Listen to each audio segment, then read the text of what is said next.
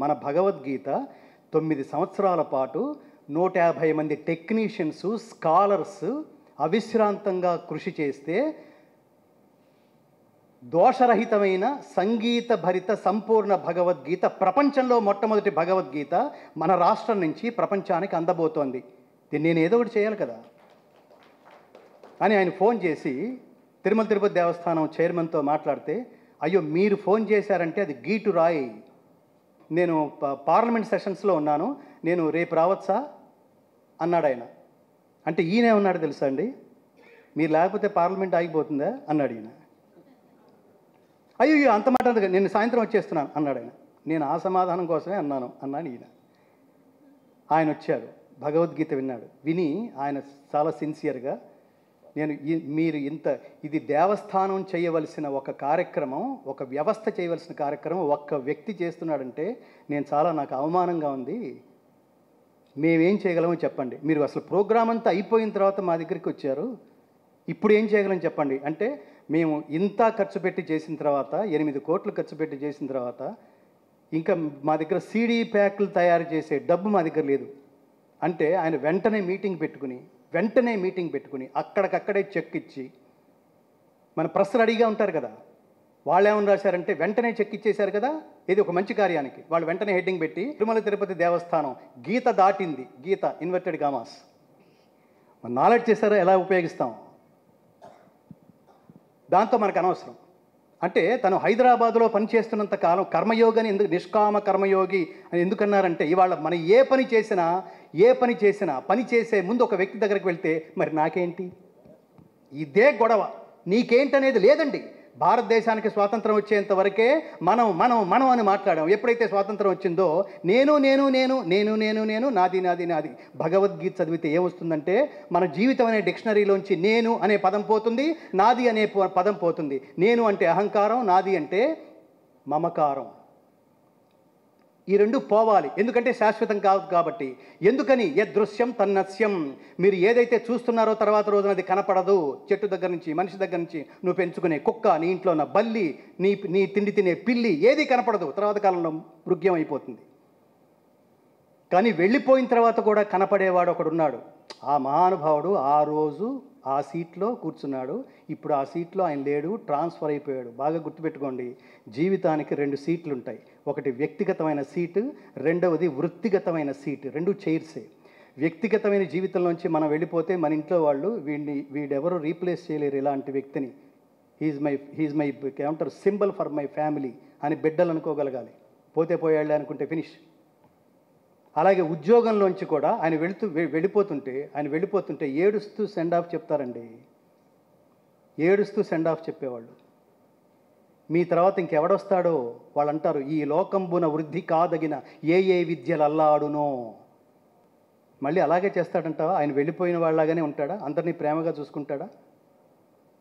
నిష్కామంగా చేస్తాడా? భగవద్గీత అది చెప్తుంది. కర్మయోగం సారాంశం అంతా మిత్రులారా 2 ముక్కల్లో భగవద్గీత ఏమని చెప్తుంది? పనులు చెయ్యి, 100% ఎఫర్ట్ పెట్టు. కర్మణ్యేవాధికారస్తే మా ఫలేషు కదాచన మా కర్మ ఫలహేతుర్భూ మా తే సంగోస్త్వకర్మణి.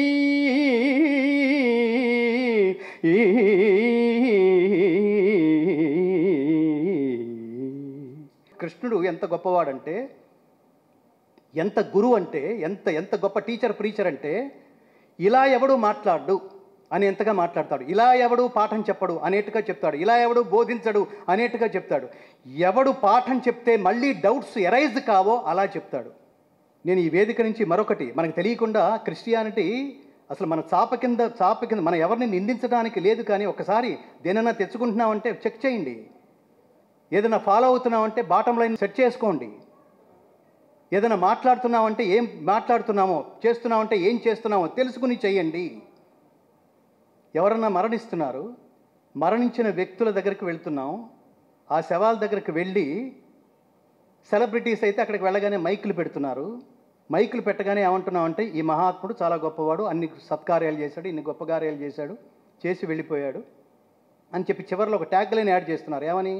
ఆ వెళ్ళిపోయిన వ్యక్తికి శాంతి చేకూరాలని భగవంతుడిని ప్రార్థిస్తున్నాను. ఒక్క నిమిషం కాన్సన్ట్రేట్ చేయండి మిత్రులారా. చనిపోయిన వ్యక్తికి శాంతి చేకూరాలని భగవంతుడిని ప్రార్థిస్తున్నాను. జాగ్రత్తగా వినండి. అసలు ఈ పోయేవాడు ఆ ముందు రోజు రాత్రి మనందరికీ ఫోన్ చేసి అశాంతిగా పోతున్నాను రా మొర్రో అని ఎవరికన్నా ఫోన్ చేసి పోయాడా? First point.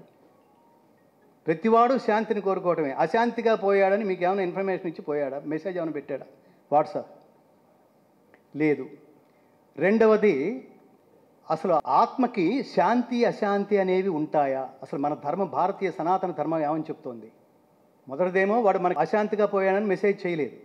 రెండవది, ఆయన ఆత్మకి శాంతి చేకూరాలని భగవంతుడిని ప్రార్థిస్తున్నాను అన్నాడు. అంటే భగవంతుడికి మనం ఏదో క్లోజ్ రిలేటివ్ లాగా, ఫ్రెండ్ లాగా.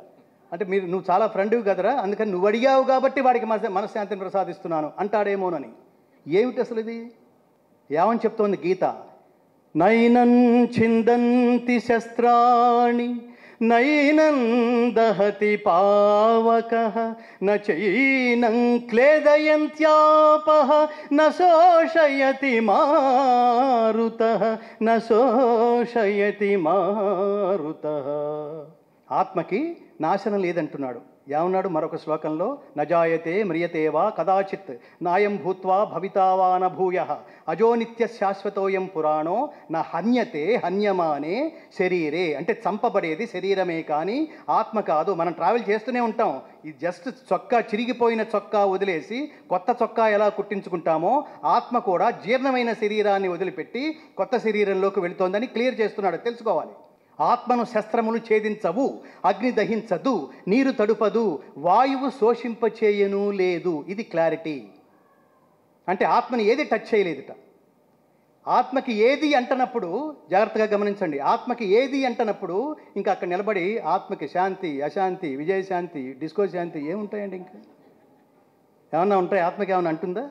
ఇది ఎక్కడిది? ఇది may his soul rest in peace అమాయకంగా ట్రాన్స్లేట్ చేసి అది ఎక్కడిది? క్రైస్తవ్యం పాతి పెట్టేవాళ్ళు వాళ్ళ వాళ్ళ వాళ్ళ మతాలు చెప్తున్నది. దానికి రీజనింగ్ తర్వాత వెళదాం. అది దీనికి వేదిక కాదు. క్రైస్తవ్యం ఇస్లాం అనుసరించే మార్గాలు ఉంటాయి చూడండి. మన హిందువులు కూడా చివరికి అమాయకంగా చనిపోయిన చోట్ల భగవద్గీత ఎలా అయితే తెలియకుండా ప్లే చేస్తున్నారో, శవయాత్ర వాహనాలు, దయచేసి వీటిని నిషేధించండి మిత్రులారా, నిషేధించండి. భగవద్గీత అంటే జీవన గీత. ఎవరు చెప్పాడు? కృష్ణుడు. ఎవడు చెప్పాడు? అర్జునుడు. ఎక్కడ చెప్పాడు? యుద్ధరంగంలో. ఎందుకు చెప్పాడు? కర్తవ్యాన్ని ఆచరించడానికి వచ్చి కర్తవ్య విమూఢుడై నేను పని చేయను అన్నప్పుడు పని చెయ్యాలి అని చెప్పే conversation between lord Sri Krishna and Arjuna. పని చెయ్యాలి అని చెప్పాడు. కర్మయోగం సారాంశం అంతా ఏమిటంటే పని చెయ్యి, త్రికరణ శుద్ధిగా చెయ్యి, దైవార్పణ భావంతో చెయ్యి, దైవార్పణ భావంతో చెయ్యి, లోకహితం కోసం చెయ్యి, స్వార్థం లేకుండా చెయ్యి, క్రియేటివ్గా చెయ్యి. నువ్వు వెళ్ళిపోయిన తర్వాత కూడా ప్రజలు నీ గురించి మాట్లాడుకునేట్టుగా చెయ్యి. ఇది భగవద్గీత చెప్తుంది. కాబట్టి భగవద్గీత అనే 18 అధ్యాయాలలో ఉన్న 700 శ్లోకాలలో శ్రీకృష్ణ పరమాత్మ అర్జునుడికి ఉపదేశించిన 574 శ్లోకాలని 1 గంటలోనో 2 గంటల్లోనో మనం ఆ కమండలంలో మనం బంధించడం కష్టమే. కాబట్టి ఈ గీతా జయంతి మహోత్సవ సందర్భంగా ప్రపంచానికి ముఖ్యంగా భగవద్గీత ఫౌండేషన్ ఇప్పటివరకు మేము చేసిన వీడియోస్ కానీ, ఇచ్చిన ప్రవచనాలు కానీ, ప్రసంగాలు కానీ, స్కూల్స్ కానీ, కాలేజెస్ కానీ, యూనివర్సిటీస్ కానీ, how you can develop your personality through Bhagavad Gita. మన దేశం ఉదాహరణకి చెప్పండి. నేను భగవద్గీతని దృష్టిలో పెట్టుకునే వ్యక్తిత్వ వికాస కార్యక్రమాలకు వెళ్తూ ఉంటాను. భగవద్గీత శ్లోకం చాలు, ఇంకా చాలా శ్లోకాలు ఉన్నాయి. అలా చేరగా 1 దశాబ్ద కాలంలో మేము 3,50,00,000 మందికి భగవద్గీత ఫౌండేషన్ ఉపన్యాసాలు చేరినాయని మేము ఆనందంగా ప్రకటించగలుగుతున్నాం.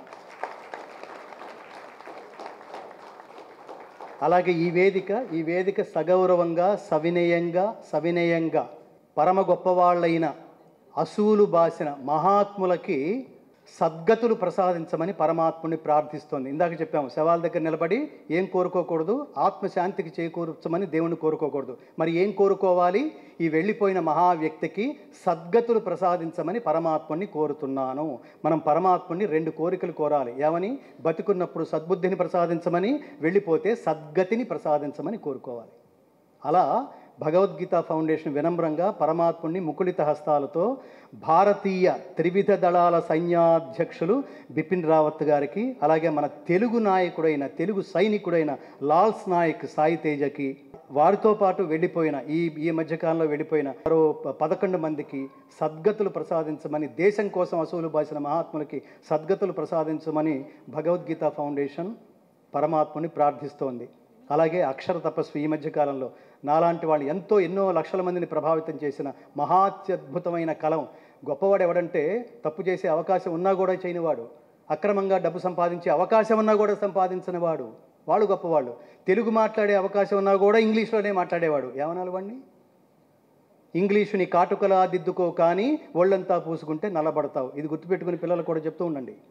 తెలుగే మాట్లాడుకోండి, ఇంట్లో మాతృభాష మాట్లాడుకోండి, మృత భాష కానివ్వకండి. ఇది ధర్మం అంటే.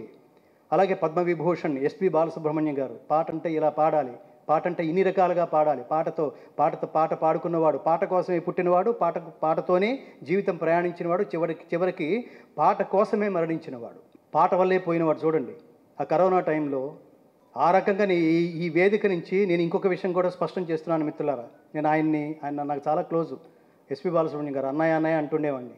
ఆయన కనిపిస్తే నేను మామూలుగా బెత్తం తీసుకుని, ఇప్పుడు కనిపిస్తే అశరీరంగా కనిపిస్తే నాకు బెత్తంతో కొట్టాలనిపిస్తుంటుంది ఆయన్ని. ఎందుకన్నాయా నువ్వు కరోనా టైంలో నువ్వు మా అందరికీ చెప్పావు కదా, తల్లి గర్భంలోంచి బయటికి రావడానికి 9 నెలలు కష్టపడతాం మనం, ఇంకో 9 నెలలు మనం ఆపుకోలేమా, ఇంట్లో కూర్చోలేమా, మాస్కులు వేసుకుని కూర్చోలేమా, 9 నెలల తర్వాత మనం ధైర్యంగా రావచ్చు, ఈ లోపల కరోనా మృగ్యం అయిపోతుంది అని.